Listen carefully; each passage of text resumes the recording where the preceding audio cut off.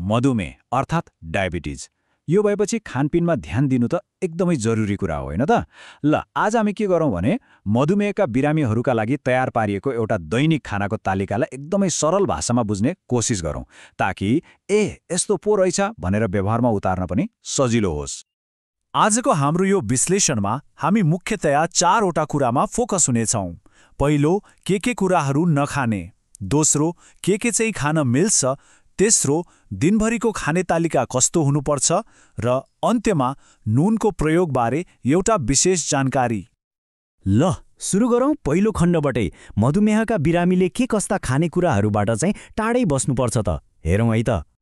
हामीले यहाँ जे जति कुरा गर्दैछौँ त्यो सबै यही निर्देशिकामा आधारित छ, ताकि सबै जानकारी एकदमै स्पष्ट र आधिकारिक होस्।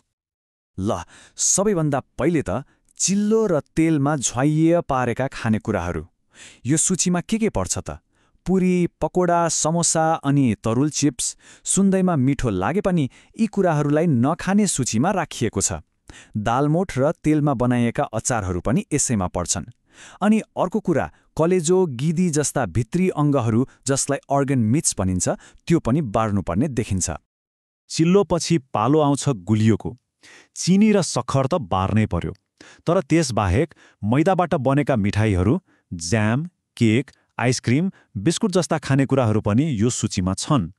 अनि बट्टामा पाइने fruit juice, Coca Cola, Fanta जस्ता सफ्ट ड्रिङ्क र कतिले हेल्दी ठानेर खाने हर्लिक्स, बोर्नभिटा जस्ता गुलियो हेल्थ ड्रिङ्क्स पनि नखान सुझाव दिइएको छ। नखाने कुराहरूको सूची त लामै रहेछ। अब अलिकति पोजिटिभ कुरा गरौँ। के कुराहरू चाहिँ ढुक्कले खान सकिन्छ त? ल त्यतातिर लागौँ।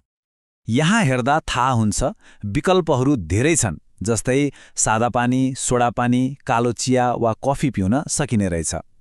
काँक्रो, गाजर, मुला, प्याज जस्ता काँचो सलाद, तरकारीको सुप अनि खानामा प्रयोग हुने सामान्य मसलाहरू पनि खान मिल्छ।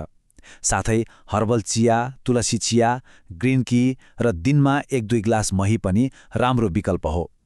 के खाने र के नखाने भन्ने थाहा पाएपछि अब सबैभन्दा महत्त्वपूर्ण कुरा, यसलाई दिनभरिको तालिकामा कसरी मिलाउने, ल त्यो हेरौँ। त्यसो भए एकजना मधुमेहको बिरामीको लागि बिहान उठेदेखि राति सुत्नु अघिसम्मको एउटा उदाहरणीय तालिका कस्तो हुन सक्छ त? यो तालिकाले पुरै दिनको खानपानलाई एकदमै प्रस्ट्याउँछ। अब हामी हरेक समयको खानालाई अझै विस्तृत रूपमा छुट्टा-छुट्टै हेर्नेछौँ।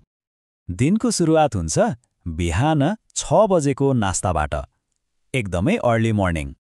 बिहानको नास्तामा केही राम्रा विकल्पहरू छन्, जस्तै 1 ग्लास दूध वा 1 कप चिया अनि सँगै एउटा रोटी वा 1 मुट्ठी चिउरा वा 25 ग्राम ओट्स। प्रोटिनको लागि पनि एउटा अन्डा वा 5-7वटा बदाम खान सकिन्छ। त्यसको ठ्याक्कै 3 घण्टापछि अर्थात् बिहान 9 बजे मुख्य खानाको समय हुन्छ। बिहानको खाना चाहिँ अलि डिटेल छ। सुरुमा जति मन लाग्छ त्यति सलाद खान सकिने, त्यसपछि 1.5 कचौरा भात वा 3वटा रोटी, सँगै 1 कप दाल र 100 ग्राम हरियो सागसब्जी। प्रोटिनको लागि पनि 3-4 टुक्रा मासु वा 25 ग्राम न्युट्रेलाको विकल्प दिएको छ। एकदमै ब्यालेन्स्ड मिल देखिन्छ है। बिहानको खाना र दिउँसोको खाजाको बीचमा भोक लाग्न सक्छ हैन? त्यसैले 11 बजे एउटा सानो खाजाको समय छुट्याइएको छ। यो समयमा फलफूल खान सुझाइएको छ। विकल्पहरूमा एउटा मध्यम आकारको स्याउ, अम्बा वा सुन्तला, या 250 ग्राम मेवा अथवा 1.5वटा नास्पाती वा एउटा सानो अनार खान सकिन्छ। अब पालो दिउँसो 3 बजेको खाजाको, जसले बेलुकाको खानासम्म शरीरलाई ऊर्जा दिइराख्छ।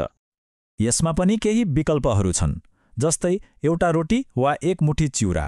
यो मन पर्दैन भने आधा कचौरा टुसा उमारिएको गेडागुडी वा 1 ग्लास दही पनि खान सकिन्छ।